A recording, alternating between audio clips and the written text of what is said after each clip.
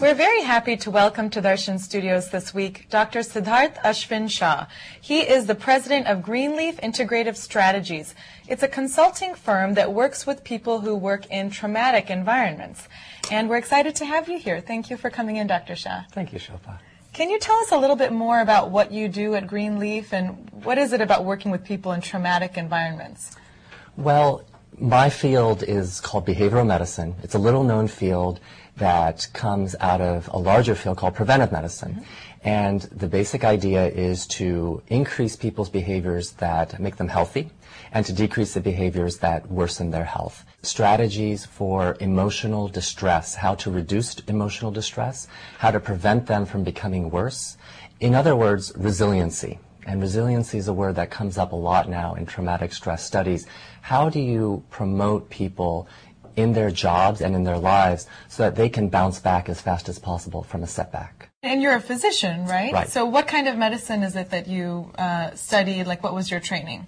Well, I trained all throughout medical school, and even before medical school, I was interested in integrative medicine, which means bringing together alternative therapies that are not recognized or understood well by Western medicine, mm-hmm. and bringing them together with Western medicine. And integrative medicine is taking the best of both, trying to give therapies that increase the best results and decrease side effects. So I was interested in yoga, meditation, nutritional therapies, music therapy, laughter yoga.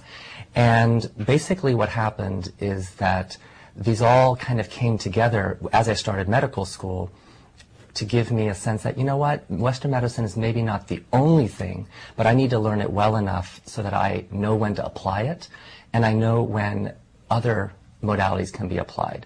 So that was medical school, and I did 1 year of training in psychiatry. And then instead of becoming a psychiatrist, which takes 4 years, I spent the rest of my training in residency in preventive and behavioral medicine, okay. Also a public health degree, which gave me this focus of how do you help people with all sorts of different cognitive styles. Not all of us believe the same thing about emotional, mental health. And so to respect people's different attitudes, community medicine, preventive medicine, public health, these are all fields which try to think about what's going to be realistic for any group of people. I think our viewers would be very interested in understanding a little bit more what you mean by integrative medicine, sure. Because so many of us in our daily lives are kind of juggling some of the more Asian, Eastern ways of thinking about health and also Western medicine living here in the United States. So could you give us an example of how you've tried to merge these different things, or how you've taken practice, say, that's more common in South Asia and integrated that into your practice here? Sure. Well, one of the keys about integrative medicine is that more than with doing strictly Western medicine, we as practitioners can try the therapies ourselves. Mm-hmm. We can't go and get an appendix surgery or bypass surgery just to find out what it's going to be like. Yeah. But we can do yoga postures, we can do meditation. And it's wrong, I think it's wrong to assume that yoga, the effect that yoga has on me is going to be the same effect that it has on you or somebody else. But what I do gain an appreciation of by doing yoga is how much of a discipline it is. One has to really make time for it in the day, and an appreciation for the power of certain postures or certain breathing techniques. So we train people in breathing techniques, mm-hmm. and we use pranayama. We teach anulom vilom, really? Nadi Shuddhi, mm-hmm. and people respond to it.